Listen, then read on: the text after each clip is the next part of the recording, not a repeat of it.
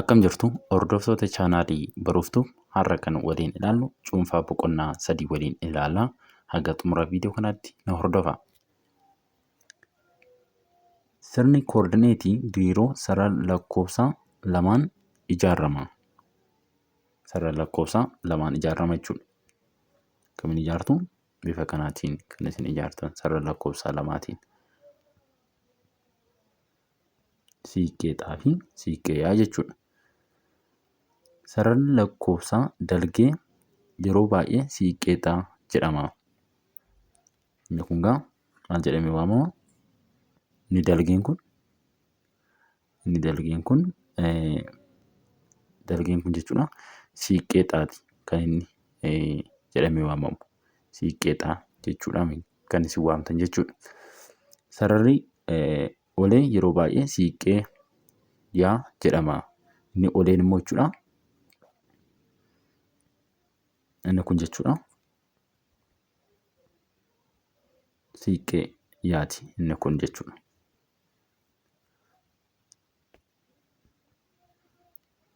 Tuqaan kenname paayoo ta'e sarara olee tuqaa kana keessa darbu fudhachuun bakki inni siiqqeexaa irratti qaxxaamuru A fi sarara dalgee fudhachuun bakka inni siiqqeeyaa irratti qaxxaamuru B yoo ta'e paan cimdii termii B'tiin ibsama.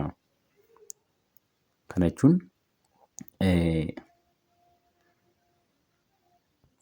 fakkeenyaaf as paan jechuudha. Tuqaa paan kun B yoo ta'e tuqaa bakka kana jechuudha. Bakka kana yoo ta'e tuqaa kana sarara dalgee jechuudha.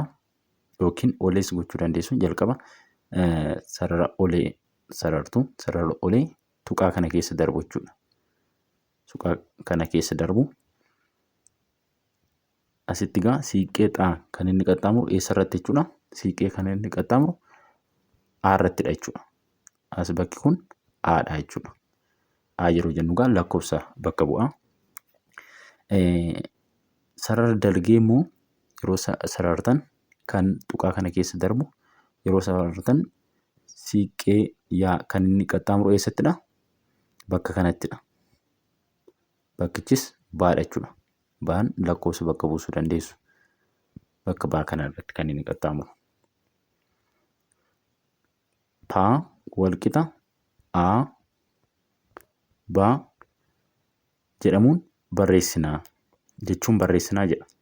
Egaa isa kana sammaan isiniif ibse kanaan barreessina jechuudha. Yoo barbaaddan P walqixa A B jechuu dandeessu. Yoo barbaaddan immoo P A B jechuu dandeessu. A B jechuu dandeessu. Mallattoo walqixaas fayyadamuu dandeessu. Dhiisuus dandeessu. Haala kanaan aan koordineetii kana keessatti jechuudha. P walqixa A B kana keessatti koordineetiidhaa absiisa. Koordineetiidhaa absiisa jennaaniin B'aan immoo koordineetii yaa yookiin immoo ordineetii jennaani. Koordineetii yaa yookiin ordineetii jenneet waamna jechuudha. Maal jedhamu? Aan maal jedhama? Koordineetiidhaa yookiin absiisa. B'aan immoo koordineetii yaa yookiin ordineetii jedhamu jechuudha. Cimdiin AB cimdii termii jedhama. Kun maal jedhameet kan inni waamamu? Cimdii termii jedhama jechuudha. Sababni isaas tartiibaan waan barreeffamaniifi. Kana egaa tartiibaan barreessuun dirqama ta'a jechuudha. Ammasin ishiin kun aan jechuudha. Xaa bakka buuti. B'aan immoo maal bakka buuti? Yaa bakka buuti. Kana tartiibaan barreeffamuu qaba jechuudha. Kan xaa dursamee barreeffama. Kana jechuun koordineetiin xaa dursamee barreeffama. Absiisni jechuudha.